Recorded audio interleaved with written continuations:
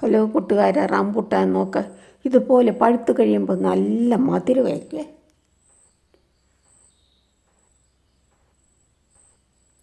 വലയിട്ടില്ലെങ്കിൽ കിളികളെല്ലാം കൊണ്ടുപോകും. ഞങ്ങളുടെ അണ്ണാനൊക്കെ കൊണ്ടുപോയി തിന്നു. കേട്ടോ, നല്ലപോലെ പഴുത്തു. പെയിൻറ്റ് മുക്കിയ പോലെ തോന്നുന്നല്ലേ, റെഡ് കളർ പെയിൻറ്റ് അടിച്ച പോലെ. കേട്ടോ, എന്നാ കളറാന്ന് നോക്കി. പ്രായം ചെന്നവർക്ക് ഒന്നും അധികം കഴിക്കത്തില്ല കേട്ടോ കൂട്ടുകാരെ.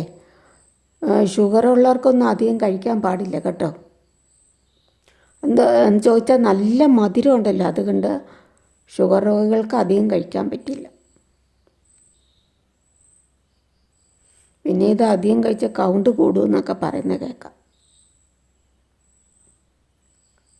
ഞാൻ കോട്ടയത്തൊരു വീട്ടിൽ പോയപ്പോൾ ഇല്ലേ, അവിടെ ഈ റംബൂട്ടാൻ ഉപ്പിലിട്ട് വെച്ചേക്കുന്നു കേട്ടോ. ഞാൻ ആദ്യം കാണുന്നതാണ് കേട്ടോ. അധികം കഴിക്കാൻ പറ്റില്ല, അതുകൊണ്ട് ഇല്ലാത്ത സീസണിൽ ഉപ്പിലിട്ട് വെച്ചാൽ കഞ്ഞി കുടിക്കാമല്ലോ എന്നൊക്കെ പറഞ്ഞുകൊണ്ട് ഓരോന്ന് എടുത്ത് കടിച്ച് കഞ്ഞി കുടിക്കാമെന്ന് പറഞ്ഞുകൊണ്ട് ഉപ്പിലിട്ട് വെക്കുന്നു. ആദ്യം കാണുന്നതാണ്. കണ്ടോ, നല്ല പച്ച ഇലയിൽ ചുവപ്പ് കളർ നല്ല മുത്തുമണികൾ പോലെ കിടക്കുന്നുണ്ട്.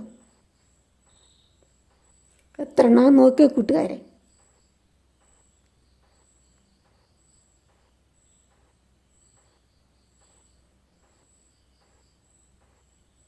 ഓ, എന്നാ കളറാണല്ലേ, നല്ല റെഡ് കളർ.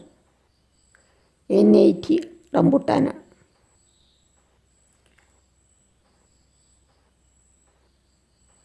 ഇത്രയും പഴുത്ത് ഞാൻ ആദ്യം കാണുന്നതാണ് കേട്ടോ. എൻ്റെ ചുവട് ഭാഗത്തെ അതിൻ്റെ തണ്ടലില്ലേ ചുവട്ടിൽ പങ്കൽ രോഗം വന്നു. അതിന് ബോർഡർ മിശ്രിതം പേസ്റ്റ് രൂപത്തിലാക്കി പരട്ടണം കേട്ടോ.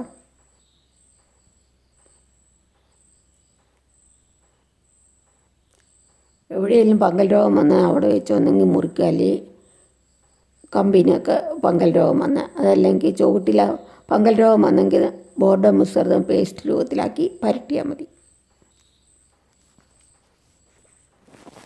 ഒക്കെ ധാരാളമുണ്ട്. കയറ് കെട്ടി നിർത്തിയേക്കുവാണ് കൊമ്പൊടിഞ്ഞു പോകാതിരിക്കാൻ വേണ്ടി.